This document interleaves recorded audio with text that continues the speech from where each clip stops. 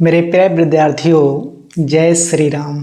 जैसा कि आपको मालूम है कि मैं राजू प्रसाद, कल मैंने आपको संख्याओं के वर्गीकरण को बताया था। आज उसका शेष भाग बताने जा रहा हूँ।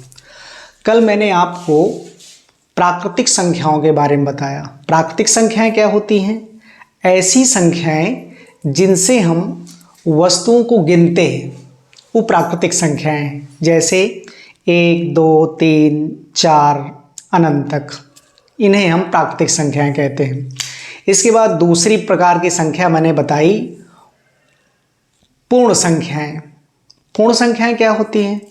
प्राकृतिक संख्याओं के साथ में यदि हम जीरो को शामिल कर लें और जो समूह बनता है उसको हम पूर्ण संख्याएं कहते हैं। इसको हम W से डिनोट करते हैं। कल हमने ये पढ़ लिया था। अब आगे की कड़ी में मैं आपको बताने वाला हूँ पूर्णांक संख्याएं। पूर्णांक संख्याएं क्या होती हैं? धनात्मक संख्याएं, ऋणात्मक संख्याएं और शून्य पूर्णांक संख्याएं कहलाती हैं। जैसे -5, -4, -3, -2, -1, 0, 1, 2, 3, 4, अर्थात माइनस की संख्याएं जितनी भी हैं, जीरो और प्लस की संख्याएं जितनी भी हैं, उनको मिलाने के बाद जो समूह बनता है उसे हम कहते हैं पूर्णांक संख्याएं। जैसे आप कहिए माइनस अनंत तक, -5, -4, -3, -2, -1, 0, 1, 2, 3, 4, ऐसी कैसी संख्याएं हैं? इन्हें हम पूर्णांक संख्याएं कहते हैं। इसको हम Z से डिनोट करते हैं। अच्छा, Z से क्यों डिनोट करते हैं? Z से इसलिए डिनोट करते हैं क्योंकि एक गणितज्ञ थे जेहलीन को सम्मान देने के लिए इनके नाम के पहले अक्षर से डिनोट किया गया था, प्रदर्शित किया गया था, इसलिए हम इसको Z से डिनोट करते हैं। इसके बाद अगली जो संख्या है वो है सम संख्याएं। सम संख्याएं अर्थात इवन नंबर। अब ये इवन नंबर क्या होती हैं? ऐसी संख्याएं जो 2 से विभाजित हो जाएं, सम संख्याएं कहलाती हैं। 2 से विभाजित होने का मतलब 2 से पूरी तरह से कट जाए, अर्थात भाग उसमें पूरी तरह से चला जाए। जैसे 2, 4, 6, 8, 10। जैसे आपका 2, 4, 6, 8, 10।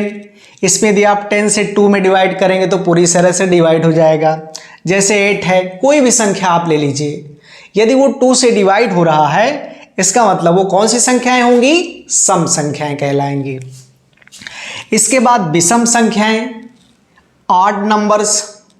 ऐसी संख्याएं जो 2 से विभाजित ना हों, विषम संख्याएं कहलाती हैं। जैसे 1, 3, 5, 7, 9, 11, कहाँ तक? अनंत तक। जैसे सबसे छोटी क्या होगी विषम? 1, 3, 5, 7, 9, 11, इसके बाद अनंत तक। तो ऐसी संख्याएं जो 2 से विभाजित ना हो, ऐसी संख्याओं को क्या बोलेंगे? उन्हें हम कहेंगे विषम संख्याएं। ठीक है, अब आगे आते हैं। अगली जो संख्या है वो है भाज्य संख्याएं। भाज्य संख्याएं दैट इज कंपोजिट नंबर्स। अब ये भाज्य संख्याएं कैसी हैं? ऐसी संख्याएं जो एक एवं स्वयं के साथ साथ किसी अन्य संख्या से विभाजित हो जाएं, भाज्य संख्या कहलाती है। ये कैसे?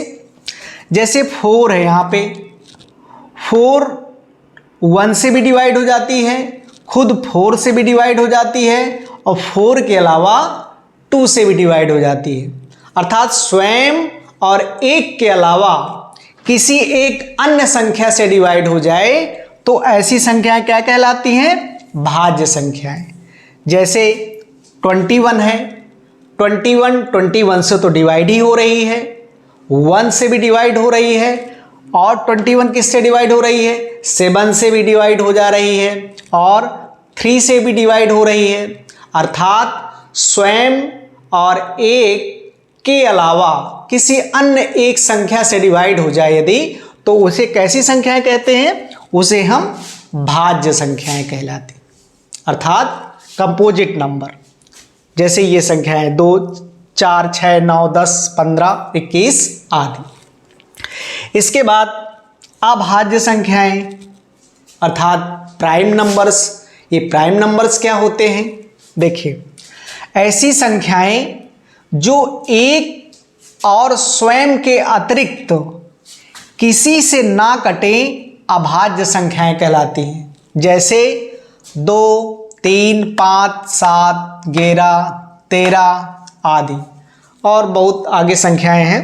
जैसे 2 की बात करें यदि, 2 की बात करें यदि, तो 2 से तो कट जाएगी, 1 से भी कट जाएगी, लेकिन इन 2 के अलावा किसी से नहीं कटेगी। अर्थात ऐसी संख्याएं जो स्वयं और एक के अलावा किसी भी अन्य संख्या से ना कटे, उन्हें हम क्या कहेंगे? उन्हें हम अभाज्य संख्या कहेंगे। जैसे 2, 3, 5, 7, 11, 13 आदि, अन्य और आगे बहुत संख्याएं होती हैं। इसमें एक बहुत ही अच्छा प्रश्न बनता है और कॉम्पिटिटिव एग्जाम के लिए तो बेहद इंपॉर्टेंट क्वेश्चन है। इसमें एक प्रश्न ये बनता है कि सबसे छोटी एकमात्र सम अभाज्य संख्या कौन सी होती है? तो सबसे छोटी एकमात्र सम अभाज्य संख्या 2 होती है। याद रखिएगा, सबसे छोटी अभाज्य संख्या 2 होती है। आज मैं वीडियो में इतनी ही संख्याएं बताने का प्रयास किया। आने वाले वीडियो में जो अन्य शेष संख्याएं बची हुई हैं उस पर प्रकाश डालूंगा। धन्यवाद।